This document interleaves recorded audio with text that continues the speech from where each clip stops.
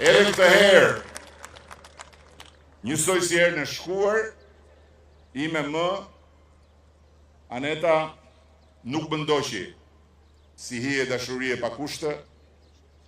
në atë pozicionin e saj legjendar para televizorit, si në një llogore lufte, deri ditën që iku të ribashkohet me Timap. Por duke qenë se dhe këtë herë, që të dy u të roqen jashtë nga varri, në fushatën e mosozotshme të mosozotshmëve, dua t'u them të ma bëjnë halal dhe besoj se po na shohin nga lart së bashku dhe janë krenar për mua dhe janë krenar për Shqipërinë që ne të gjithë bashkë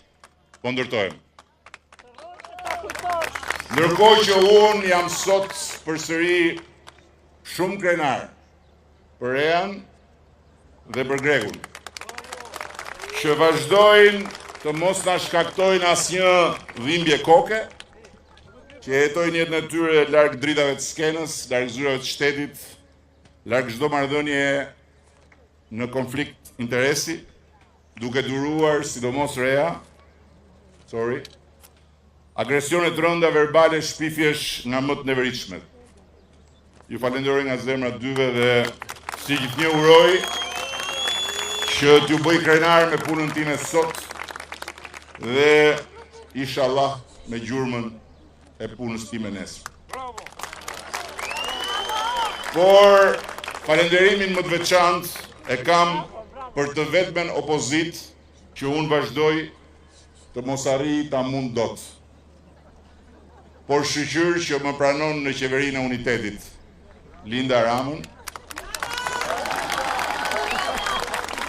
maman e paepur të Zaus,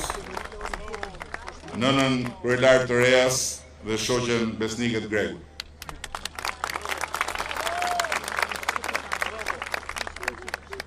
Linda është shtylla që i mban në fakt 4 këndët e këtij tavani. Shumë faleminderit grua dhe besoj se mund flas edhe në emrin tënd, duke falenderuar Zaun, i cili na ringjitur si bateri me energji diellore.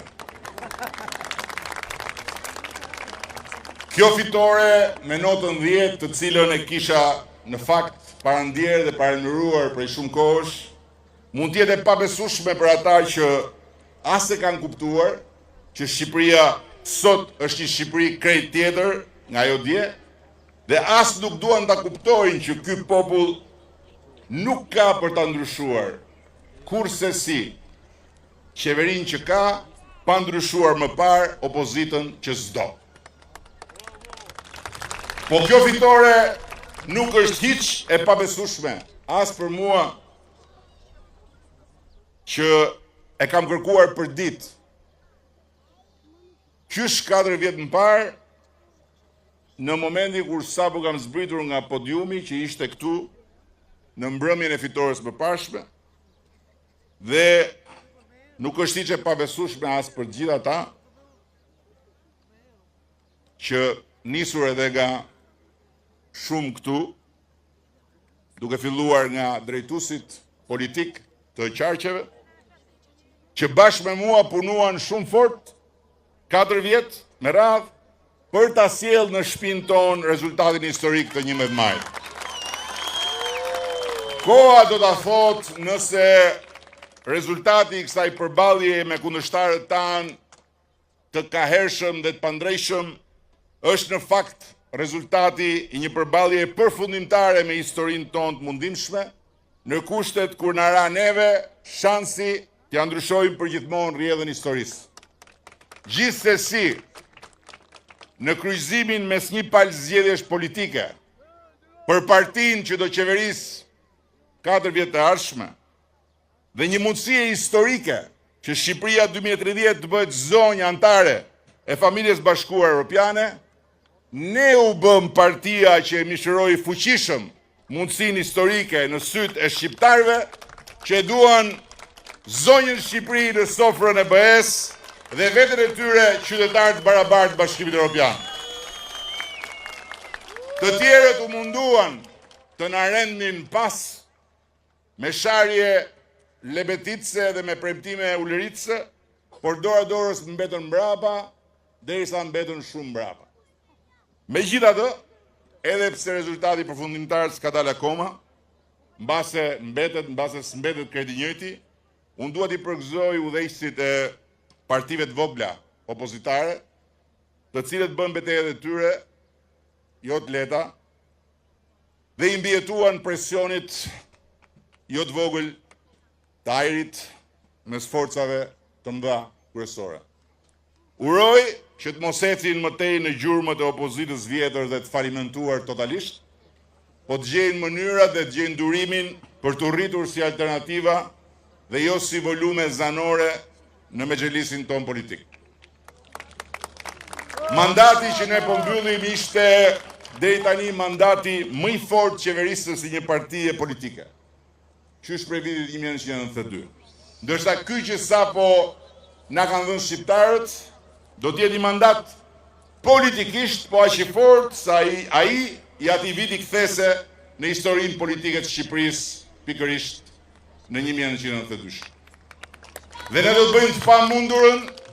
që ta bëjmë edhe një mandat po aq domethënës edhe historikisht,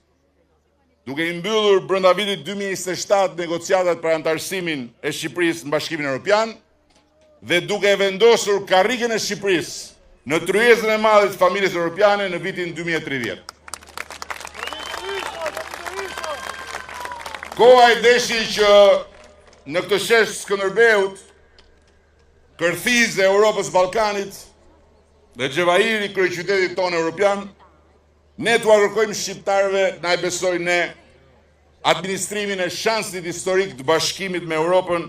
dhe ndarjes pa kthim një herë për gjithmonë me Azinë, të cilin fati pikërisht në këtë kohë e solli në duart e Shqipërisë. Dhe shqiptarët na e plotësuan kërkesën me një mbështetje po aq kuptimplot sa sfida e madhe që na risollin këtë shesh sot, si bartës të mandatit më të rëndësishëm dhe më sfidues të Partisë Socialiste, qyse të paktën unë jam kryet saj, një mandat i fuqishëm sa nuk ka, ama për të fituar një bast historik sa nuk ka. Me Europën për Shqipërinë dhe me Shqipërinë për Europën.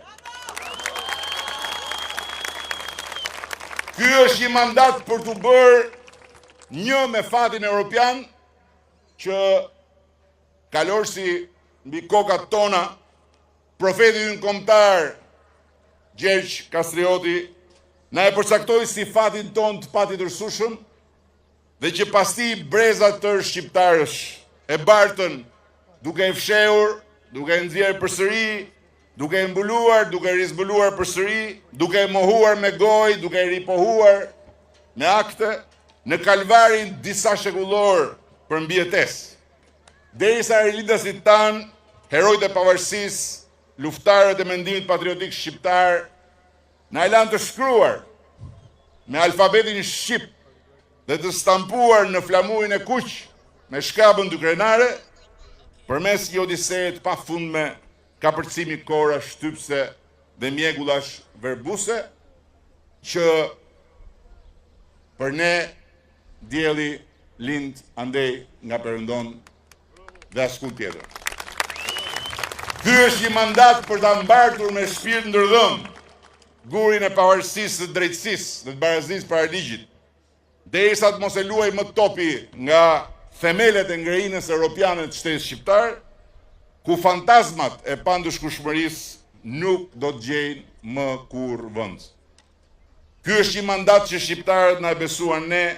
në një kohë kur gjëmimet dhe kanosjet e luftës dhe rëmuja e re gjeopolitike paralajmëron kohë me sfida të mëdha përpara. Sepse shqiptarët e dinë se vetëm ne dhe askush tjetër mund ta udhëheqim Shqipërinë në një kohë të tillë, pa humbur busullën dhe pa humbur ritmin. Ky është një mandat për një sfidë historike e cila na imponon të bëjmë çmosin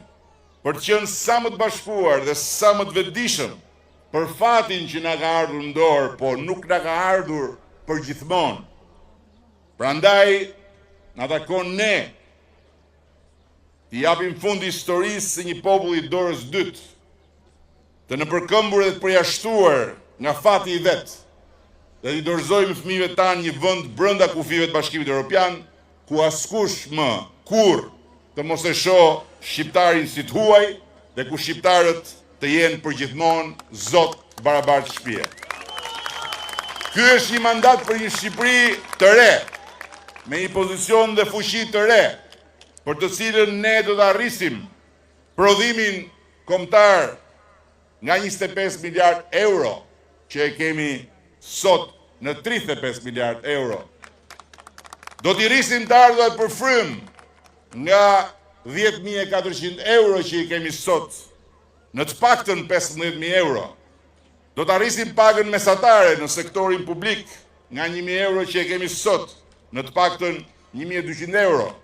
Do të arrisim pagën e përgjithshme mesatare nga 830 euro që e kemi sot në mbi 1.000 euro. Ky është një mandat ku ne do të jemi më pranë se asnjëherë pensionistëve, me synimin që ta ngrem pensionin minimal në 200 euro, ndërkohë që pagën minimale do ta ngrem nga janari 2026 në 500 euro. Dhe në Shqipërinë 2030, paga minimale do të jetë të paktën 650 euro. Ky është një mandat për Shqipërinë turistike, me investime shëmbullore të nivelit më të lartë nga veriu në jug dhe me Tiranën si platformë me një koleksioni spektakolar të arkitekturës. Ky është një mandat për Shqipërinë me një industri të rilindur ushtarake dhe me industri të zhvilluar agro-ushqimore. Ky është një mandat për Shqipërinë me një nivel ende më të lartë sigurie dhe rrugë kombëtare, qytete të mëdha e shkolla të mbuluara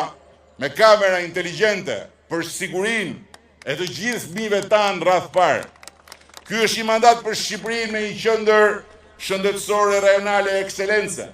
në kompleksin e QSUT-s dhe një spital ultramodern gjeneratës fundit në zonën e Durrësit. Ky është një mandat për Shqipërinë me një universitet evropian mjekësie dhe me një nivel të ri mbrojtje të mjedisit dhe administrimit mbetjeve. Ky është një mandat për Shqipërinë me shërbime ende më moderne për qytetarët digjitale, me një arsim ende më të zhvilluar digital,